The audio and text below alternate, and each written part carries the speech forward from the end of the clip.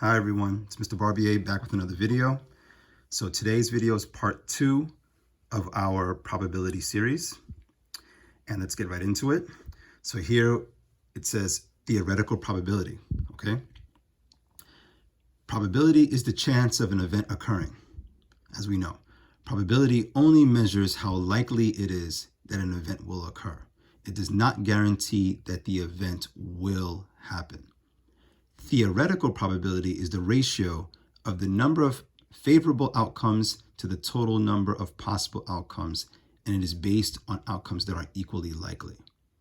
So theoretical probability is the flip side of experimental probability. So if I'm performing an experiment, I have what's called trials, right? And those trials are, for example, a number of times that I do something. For example, the number of times I flip a coin, the number of times I roll a die. In theoretical probability, it's based on theory. So in other words, if I flip a coin 100 times, how many times in theory will I land on heads? 50, correct? Because there's only two sides to a coin. Now, will that happen for sure? Like if I physically flip a coin 100 times, am I guaranteed to land on heads 50 times and tails 50 times? No, not in reality, right? In theory, that should happen because there's only two sides to a coin. That's why this is called theoretical probability, all right? Let's continue. Favorable outcomes are the outcomes that are specified by a problem. If a question asks about the probability of drawing a blue marble, drawing the blue marble is considered a favorable outcome. You can calculate the theoretical probability of an event using the ratio below. Theoretical probability of an event equals number of favorable outcomes over the total number of possible outcomes, okay? And as it says here, you can express a probability as a fraction, decimal, or percent. And this part's important. Write the fraction in lowest terms. Okay? Write the fraction in lowest terms. Very important. So we're going to look at a practice sheet right now. And it looks like this. Okay, here it is. Here is your worksheet, all right? And very simple, it says at the top, theoretical probability number 2, directions, find the theoretical probability of the events described below. All right, let me just back up a little bit. All right, so here we go. Now, first, figure out the total number of possible outcomes. Then determine how many times your desired event could happen. All right. So on this worksheet, they use the word desired, okay, as opposed to the word favorable. They both mean the same thing. Okay. Desired outcomes, favorable outcomes, or in this case, desired event, same thing. The theoretical probability of an event, or P parentheses event, is written as a fraction, desired event over total possible outcomes. If possible, reduce all of your fractions to lowest terms, okay? And it's that simple. Let's look at the example. Sophia had a 6-sided number cube. Each side was labeled with one number from 1 through 6. What is the probability that Sophia rolls a 2? Okay, well, it's very simple, ladies and gentlemen. How many total possible outcomes are there? Well, a 6-sided number cube, also known as a die, right? D-I-E, only has 6 faces. So therefore, there are 6 total possible outcomes. Now, she wants to roll a what? She wants to roll a 2. Well, there's only one 2 on a die, right? So number of 2 is 1. So what's the probability? P stands for probability of rolling a 2, 1 over 6, or 1 out of 6. And it's that simple, ladies and gentlemen. It's literally that simple, all right? Do me a favor, though, as you do these problems, that's a pet peeve of mine, the diagonal slash. I don't like that. Just write it as a, fraction vertically, 1 over 6. Don't do it this way. Okay, I don't like fractions written that way, personally. So you're going to solve these problems here, and this is two-sided. Okay, so there's two sheets here that you must of questions that you must solve. All right, and you'll see some of them are very simple. If you look at number one is very similar to the example, right? But as you keep reading, you're going to see that things get a little bit, more complex. So folks, this is a worksheet in which you're going to have to really read, okay? Please read. Use your reading comprehension skills and read. Make sure you read. So, for example, if you look at number 2, Emily was playing a board game that had a spinner with 6 equal-sized sections. 3 of the sections were red, 2 of the sections were blue, 1 section was yellow, okay? So total possible outcomes, to find the total, you must what? With these numbers, right? You must 3, right? 2, 1. Actually, here it already told you the total. There's 6 equal size sections. So that's the total, right? That's your total right there, all right? But if you add them, 3 plus 2 is 5, plus 1 is 6, you still get 6, okay? Number of blues, it's in the word problem, right? Write it right there. And then write your probability as a fraction, right? The number of blues over the total possible outcomes, and then you reduce. It's that simple, okay? It is that easy. Don't make it difficult, okay? And then you continue on. Now, some of these questions require for you to know a little, have some background knowledge.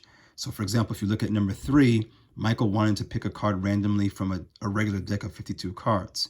The deck is divided evenly into red and black cards. What is the probability that Michael draws a black card? So, ladies and gentlemen, if you've ever played cards, you know how this works, right? You know that there are diamonds and hearts, which are considered red cards, right? And then there are clubs and spades, which are considered black cards. Well, if you think about it, half of a deck is diamonds and hearts, red cards, and the other half of the deck is black cards, right? Spades and clubs. So just gave you a big hint there. I won't go any further, but total possible outcomes obviously is 52. Number of black cards would be half of 52, correct? And then you just put that number, black cards, right, over the total, and then simplify that fraction. That's it. It's that simple. Again, as I said before, you must read. Okay, some of these problems are talking about days of the week. For example, look here. Madison's mom wrote the names of every day of the week on separate pieces of paper. Well, think about what the days of the week are, right? That's what you have to think about, right? And then it says here, Madison would have to clean her room on the day that she blindly picked from the hat. What is the probability that Madison will clean her room on a day that starts with the letter T? Well, how many days of the week begin with the letter T, right? Figure it out, okay? And that's how you get that.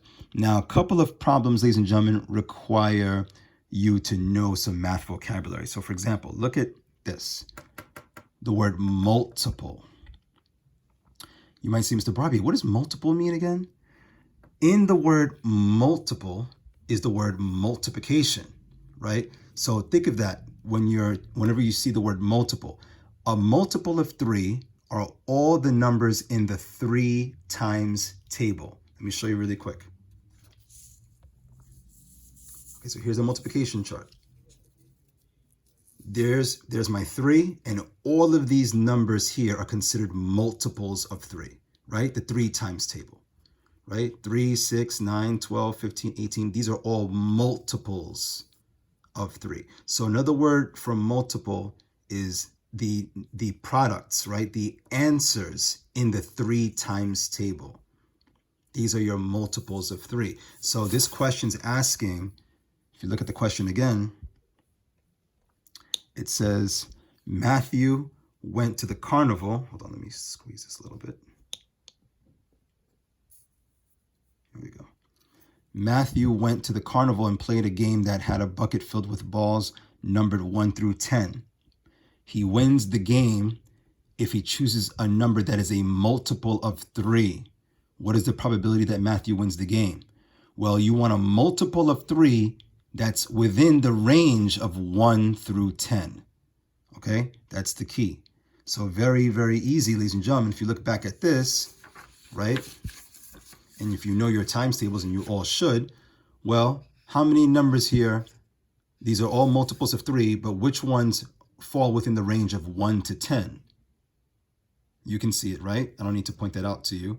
So you take those numbers, however many they are, right, and you write that number here, right, where it says number of multiples of 3, you put that here, okay, and then you write your fraction, the number of multiples of 3 over the total possible outcomes, right, which is 1 through 10. Okay, the number is 1 through 10, well, there are 10 of them, so okay, I take it from there. So ladies and gentlemen, there's also another side to this, okay? So this assignment has 14 questions, okay? Just make sure you read very carefully, all right? Look at this one, right? This one says, Daniel had a 6-sided number cube, okay? Also just a die, basically. Each side was labeled, Daniel had a 6-sided number cube. Each side was labeled with one number from 1 through 6. What is the probability that Jacob rolls a number that is less than 5, right? So that symbol, see, number of sides less than 5. You know that symbol means less than. Okay, don't forget that. All right. And another thing I want to show you very quickly is, let's see, down here. This, 2 more. This problem says divisible, right? It uses the word divisible. So David went to the carnival and played a game that had a bucket filled with balls numbered from 1 through 10. He wins the game if he chooses a number that is divisible by 4. What is the probability that David wins the game? Okay, divisible by 4. You might say, what does that mean? All right. Well, divisible is another way of saying divide. So in the numbers 1 through 10, right, which of the numbers within the range of 1 through 10 can be divided by 4 evenly? All right, divisible means divided by 4 evenly. We'll just go down the line, right? We have 1. Well, 4 can't go into 1 because it's too small. 4 can go into 2, can go into 3. But wait a minute, after 3 is 4. Can 4 go into 4? Yes, right? And then continue from there. Can 4 go into 5 evenly? No. Can 4 go into 6 evenly? No. And just continue. And then when you find out how many numbers are divisible by 4 within the range of 1 to 10, you put that here, and then you put your fraction, whatever this number is, over that number, and then reduce it, right? One more I want to show you is number 14. Samantha ran to the store to pick up some candy. The store had 12 aisles. Ashley randomly picked an aisle to start looking for cereal. What is the probability that she chose an aisle that is a factor of 24?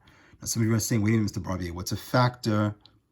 So a factor is, factors are numbers that when you multiply them together, you get a product, okay? So 24 is your product, your answer, but what numbers multiply to give you 24? So let me show you that really quickly, right? How do we find factors of 24? We create a factor tree. So just like this, look.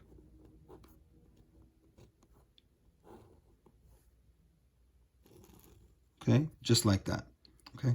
And I like to do this. I like to put a little multiplication x on top of the 24. So what I'm doing right now is, ladies and gentlemen, I'm listing what's called the factors of 24, not to be mistaken by multiples. Okay, multiples of 24 would be the numbers in the 24 times table. For example, 24 times 1 is 24, 24 times 2 is 48, etc., etc. I don't want multiples. I want factors. I want the numbers that multiply to give me 24. So I always start with the number 1. All right? And I'm going to ask you, 1 times what is 24? Okay, obviously the number itself, 24. Very good. After 1, if I'm counting, after 1 comes 2. Right? 1, 2, 3, 4, etc. Right? I'm just counting. So after 1 comes 2. 2 times what number gives me 24? Okay, very good. Some of you are studying your times tables. I heard you say 12. After 2 comes 3. 3 times what number is 24? Think about your times tables. Okay, very good. It's 3 times 8, right? After 3 comes 4. 4 times what number is 24? Okay, someone just said, Mr. Barbier, 4 times 6 is 24. Very good. And after 4 comes 5. But before I write 5, ask yourself, is 5 times anything 24? No, right? Well, 5 times 5 is 25, but not 24. So 5 is not going to be a factor. And after 5 comes 6, but 6 is already in my table. So I don't have to write it again. Because if I wrote 6, then guess what? 6 times 4 is 24, but I already have 4 times 6 here. These are my factors of 24. Okay, right there. So I just did you guys a favor, gave you a little bit of a freebie there. So now going back to this question, the question's asking, Samantha ran to the store to pick up some candy. The store had 12 aisles. Okay. Ashley randomly picked an aisle to start looking for cereal. So if the store had 12 aisles, that means that your total possible outcomes is 12. So you write 12 right here. What is the probability that she chose an aisle that is a factor of 24? Well, here are my factors of 24. Okay. So the question is, right, if the store had 12 aisles, you're looking for factors of 24 that are between the numbers 1 through 12. Okay, so obviously 24 is not going to be one of them. 24 is a factor of 24, but there are only 12 aisles. There are not 24 aisles. Okay, so keep that in mind. So here are your, right, here are your factors of 24 that fall within the range of 1 to 12. That's the key. Okay, so total possible outcomes would be 12. How many of these numbers here fall between 1 and 12? You write that number here, and then you put your answer as a fraction, right? This number in the middle goes on top, and this number at the end goes on the bottom. And that's it. So ladies and gentlemen, try this worksheet on your own. I hope I gave enough of an explanation.